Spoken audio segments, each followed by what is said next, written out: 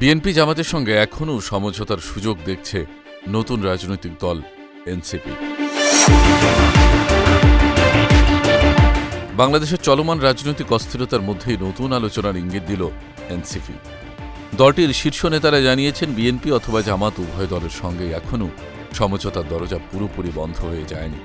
তারা বলছেন, জাতীয় স্বার্থে রাজনৈতিক সমঝোতা প্রয়োজন, আর এই সম্ভাবনা থাকলে এনসিপি আলোচনা থেকে পিছিয়ে যাবে না। এনসিপি নেতারা মনে করছেন, একতরফা সিদ্ধান্ত বা সংঘাতের রাজনীতি দেশের জন্য কোনো স্থায়ী সমাধান আনতে পারে না।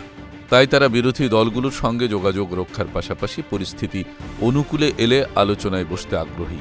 তবে শর্ত হল, রাষ্ট্রের গণতান্ত্রিক কাঠামো ও শান্তিপূর্ণ রাজনৈতিক প্রক্রিয়া নিয়ে সবার অবস্থান পরিষ্কার হতে হবে।